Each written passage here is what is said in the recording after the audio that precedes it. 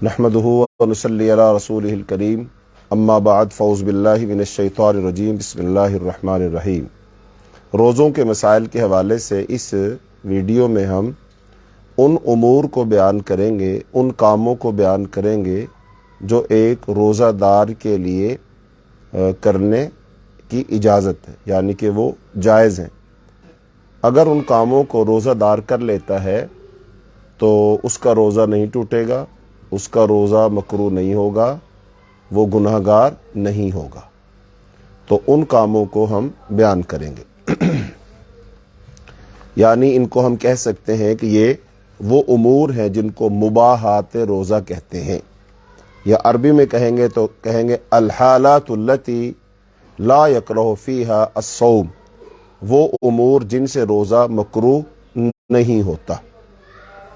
तो उनमें से सबसे पहला काम जो रसूलुल्लाह सल्लल्लाहु अलैहि वसल्लम की हदीस में आता है वो ये है कि इदा नसिया फ़अकला व शरिबा फ़लयुतिम्म सौमहु फ़इन्नमा अतअमहुल्लाहु व सक़ाहु।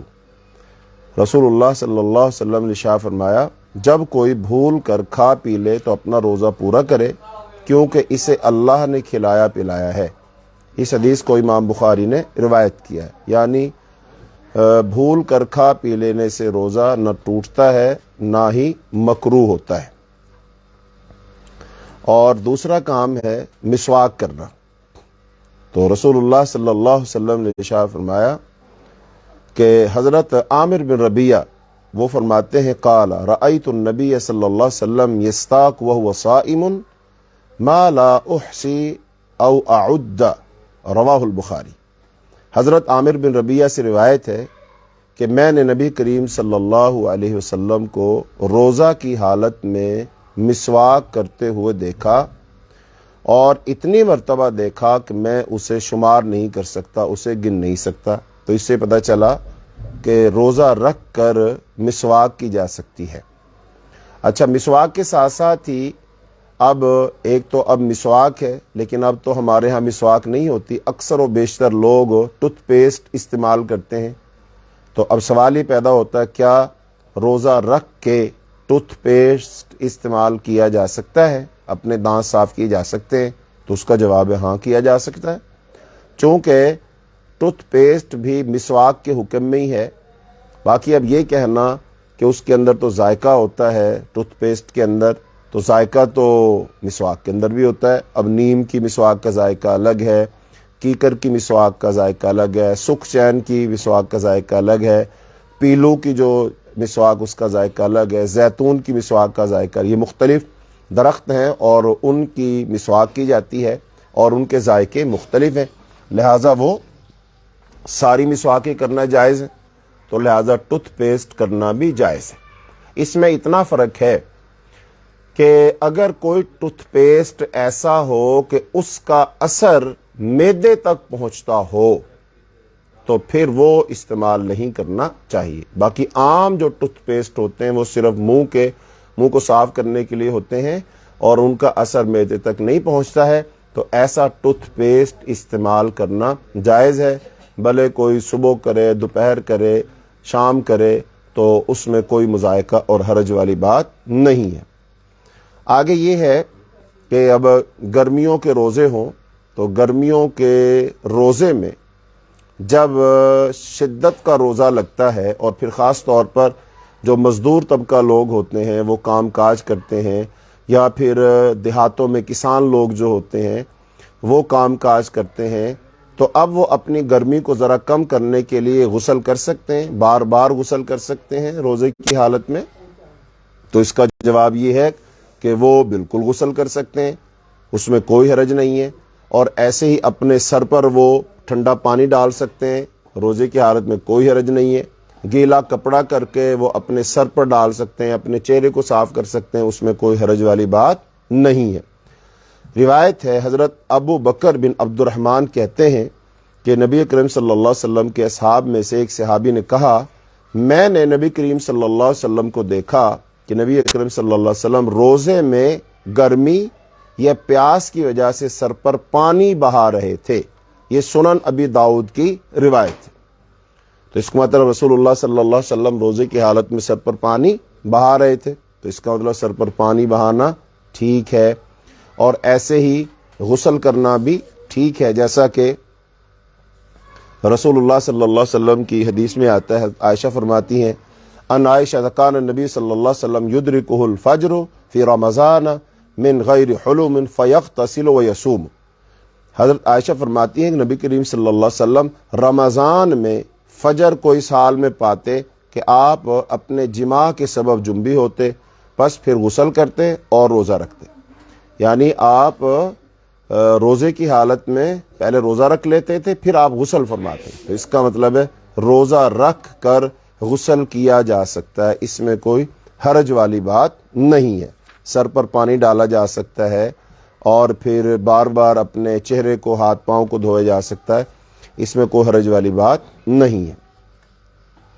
آگے یہ مسئلہ ہے کہ اگر روزے کی حالت میں جو نوجوان لوگ ہیں، مرد حضرات ہیں، اگر روزے کی حالت میں انسان مرد کی شرمگاہ سے کوئی مزی نکل آئے، کوئی قطرات نکل آئے، یعنی پیشاب کے علاوہ کوئی چیز نکل آئے، اور یا پھر کوئی مرد سویا ہوا ہو تو پھر اس کو احتلام ہو جائے، تو کیا اب اس سے اس کا روزہ ٹوٹ جائے گا؟ یعنی احتلام سے روزہ ٹوٹ جائے گا، یا اس کے شرمگاہ سے مزی نکلنے سے، ودی نکلنے سے کیا اس کا روزہ ٹوٹ جائے گا؟ تو اس کا جواب یہ ہے کہ اس سے روزہ نہیں ٹوٹے گا اور نہ ہی اس کا روزہ مکروہ ہوگا. حضرت عبداللہ بن عباس رضی اللہ تعالی عنہ فرماتے ہیں کہ الصوم مما دخل ولیس مما خرج، رواہ البخاری. عبداللہ بن عباس اور حضرت اکرمہ فرماتے ہیں کہ روزہ کسی چیز کے جسم میں داخل ہونے سے ٹوٹتا ہے، جسم سے خارج ہونے سے نہیں ٹوٹتا. اس کو امام بخاری رحمۃ اللہ علیہ نے روایت کیا ہے. تو اب یہ جو مزی ہو یا پھر احتلام ہو تو اس سے جسم سے کوئی چیز نکلتی ہے لیکن اسے ٹوٹتی نہیں ہے. ہاں یہ بات آگے آئے گی کہ کن کن چیزوں سے روزہ ٹوٹ جاتا، تو اس میں آئے گا کہ اگر انسان کی مرد کی شرمگاہ سے اس کو وہ جمع کر بیٹھتا ہے یا پھر وہ مشت زنی کرتا ہے تو اس کے ساتھ وہ منی خارج کرتا ہے، تو پھر اس سے اس کا روزہ ٹوٹ جائے گا، اس سے باقی نہیں رہے گا. چاہے جائے کہ اس میں جسم سے چیز نکلی ہے لیکن اس سے بہرحال روزہ ٹوٹ جائے گا، اس کی الگ سے نس موجود ہے. پھر یہ ہے کہ سر میں تیل لگانے، کنگھی کرنے یا آنکھوں میں سرما لگانے سے روزہ مکروہ نہیں ہوتا، اس سے روزہ نہیں ٹوٹتا.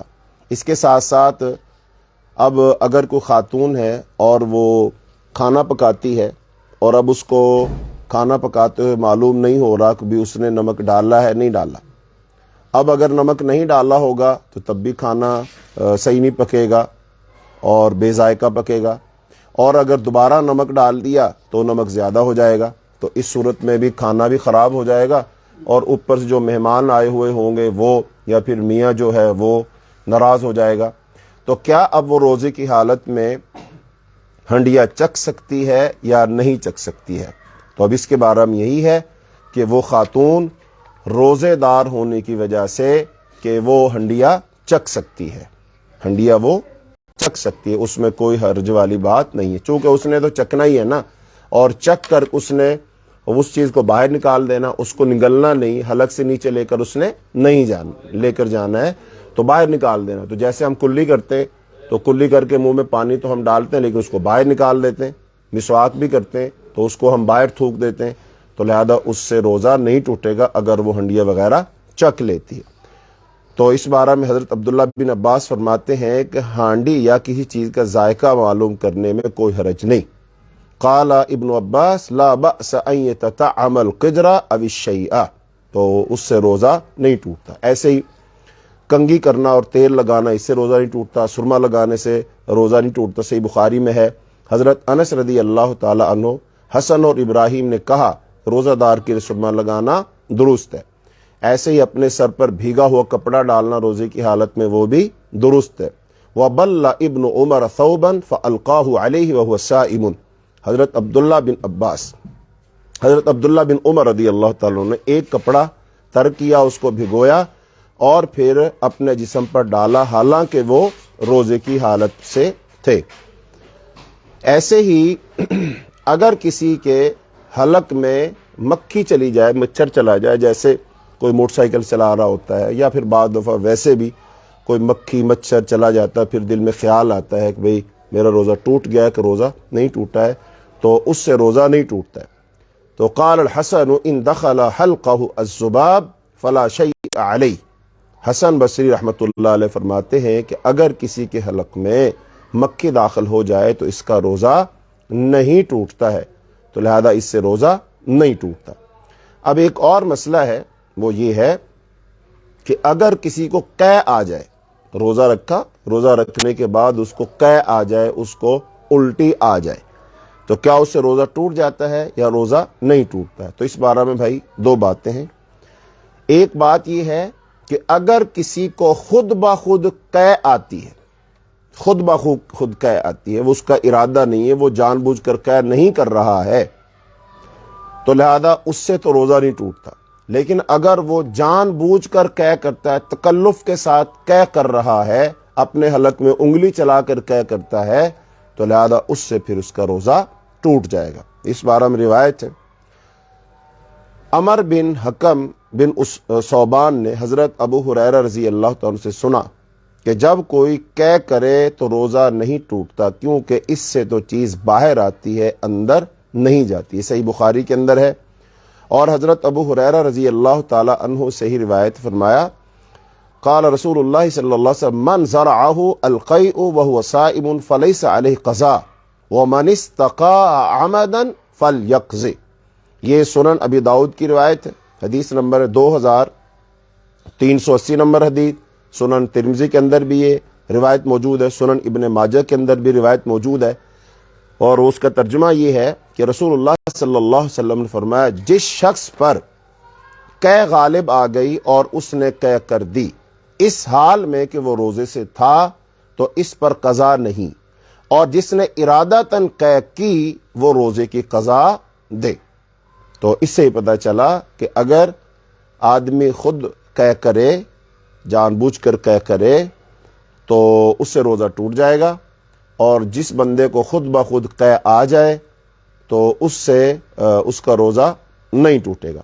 اب قے تھوڑی آئے، زیادہ آئے، منہ بھر کر آئے، بغیر منہ بھرے ہوئے آئے، تو بہرحال اس قے سے اس کا روزہ نہیں ٹوٹے گا جو خود بخود اس پر آ گئی، اس پر غالب آ گئی۔ مثلا کھانا کھایا، سحری کی ہوئی تھی، اچانک جو ہے دل متلاتا ہے اور جناب جی خراب ہوتا ہے، تو پھر اس کو قے آ جاتی ہے، تو ٹھیک ہے، تو اس سے روزہ نہیں ٹوٹے گا۔ لیکن ایک یہ ہے کہ انسان نے بہت کھا پی لیا اور پھر وہ جناب خود بخود قے کرتا ہے، تو لہذا یہ اس کے لیے درست نہیں ہے۔ تو ایک اور مسئلہ ہے، وہ یہ ہے کہ اگر کوئی شخص روزہ رکھے اور روزہ رکھ کر وہ اپنی بیوی سے وہ بغل گیر ہو جاتا ہے، اپنی بیوی کا بوسہ لے لیتا ہے، چوم لیتا ہے اپنی بیوی کو، تو کیا اس کا روزہ ٹوٹ جاتا ہے؟ تو اس سے روزہ نہیں ٹوٹتا ہے۔ اس بارے میں روایت ہے، فرمایا وَأَنْ عَائِشَةَ قَالَتْ كَانَ النَّبِيُّ صلی اللہ علیہ وسلم يُقَبِّلُ وَيُبَاشِرُ وَهُوَ صَائِمٌ وَكَانَ أَمْلَكَكُمْ لِإِرْبِهِ۔ حضرت عائشہ فرماتی ہے کہ رسول اللہ صلی اللہ علیہ وسلم بوسہ لیتے اور مباشرت کرتے اس حال میں کہ آپ روزے سے ہوتے، اور آپ لوگوں میں سے سب سے زیادہ اپنی خواہشات پر قابو رکھنے والے تھے۔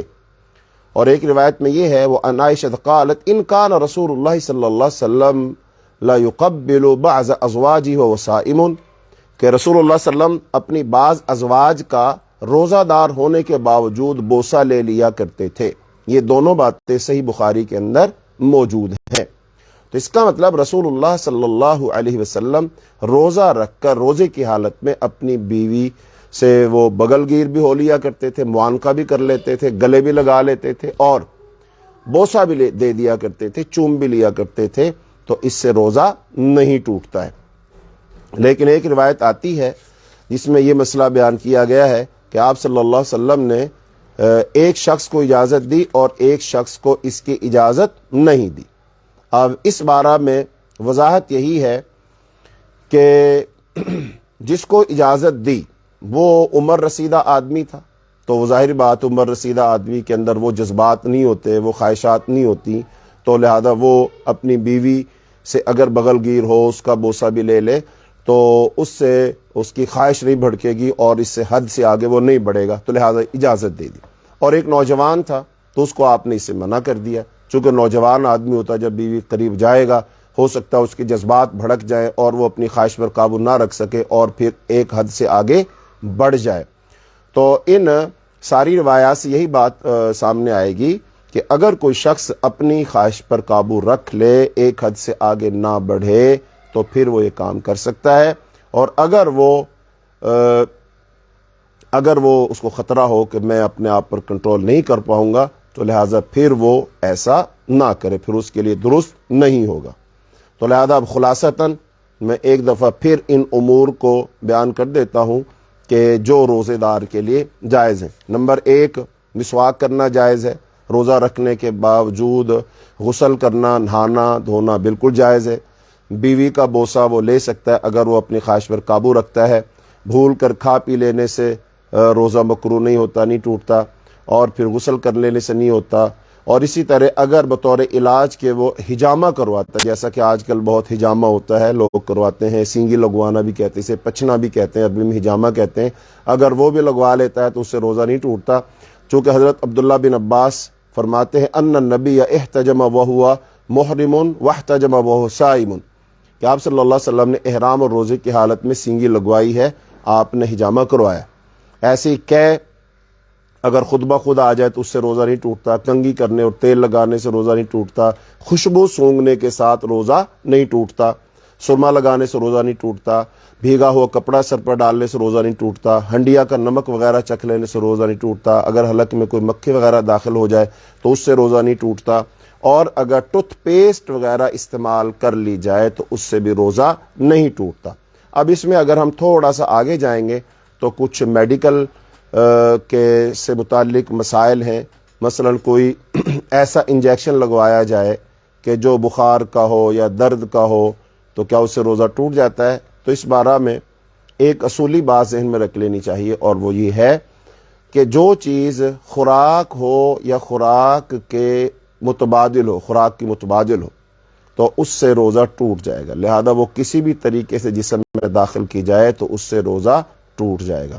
لیکن اگر کوئی چیز خوراک نہیں ہے، خوراک کے متبادل نہیں ہے، اور وہ پھر معدے تک بھی نہیں پہنچ رہی ہے تو اس سے روزہ نہیں ٹوٹے گا۔ مثال کے طور پر کسی کے کان میں درد ہے، داڑھ میں درد ہے، گردے میں کوئی پین ہو رہی ہے، تو اب وہ انجیکشن لگا لے تو اس سے روزہ نہیں ٹوٹے گا، ایسے انجیکشن سے روزہ نہیں ٹوٹے گا، چونکہ یہ اس کے خوراک کے متبادل نہیں ہے۔ تو یہ ایک مسئلہ تھا، تو وہ میں نے کہا یہ بھی ساتھ۔ باقی میڈیکل کے جو مسائل ہیں نا، جدید میڈیکل کے مسائل اور روزہ، اس پر ایک ہم چھوٹا سا کلپ آپ کو بنا کر بھیجیں گے، اس کو پھر آپ سنیے گا۔ تو اللہ رب العالمین سے دعا ہے اللہ تعالی ہمیں قرآن و سنت کے مطابق زندگی گزارنے کی توفیق عطا فرمائے۔ آپ سب سے آخر میں گزارش یہ ہے کہ ہمارا چینل ہے جس کے ذریعے سے ہم آپ سے بات چیت کر رہے ہیں، آپ کو یہ پیغامات پہنچا رہے ہیں، اور ہمارے یوٹیوب چینل کا نام ہے Kahf studio TIT82 by professor Tahir Islam Tahir. تو اس کو سبسکرائب بھی کریں اور شیئر بھی کریں، اس غرض کے ساتھ کہ آپ کے لیے بھی صدقہ جاریہ ہو اور ہمارے لیے بھی صدقہ جاریہ ہو۔ ہم یہ ساری چیزیں ریکارڈ کرتے ہیں، آپ تک پہنچاتے ہیں، اور آپ اس بات کو آگے پہنچائیں، چونکہ رسول اللہ صلی اللہ علیہ وسلم کی ایک حدیث ہے، نظر اللہ امرأ سمع مقالتی، اللہ تعالیٰ اس آدمی کے چہرے کو تر و تازہ رکھے جو میری حدیث کو سنتا ہے، پھر اس کی حفاظت کرتا ہے، اور جیسے اس نے سنا اس کو آگے پہنچاتا ہے، تو اللہ تعالیٰ اس کے چہرے کو تر و تازہ فرمائے۔ تو ہم یہ احادیث آپ تک پہنچا رہے ہیں، آپ ان کو سنیں گے، انشاءاللہ یاد کریں گے، اور پھر آگے پہنچائیں گے۔ تو آگے پہنچانے کے دو ذریعے، ایک تو آپ سن کر کے زبانی آگے پہنچا سکتے ہیں، دوسرا یہ ہے کہ ہمارا جو چینل ہے اس کو سبسکرائب کریں اور اس پیغام کو آگے شیئر کر دیں، تو انشاءاللہ اس حدیث کے مصداق آپ بھی ٹھہریں گے، اور اللہ تعالی ہمیں خوشیاں عطا فرمائے گا، اللہ ہم سب کے چہروں کو تر و تازہ رکھے گا۔ اللہ سے دعا ہے اللہ تعالی ہمیں قرآن و سنت کے مطابق زندگی بسر کرنے کی توفیق عطا فرمائے۔ وآخر دعوانا الحمدللہ رب العالمین۔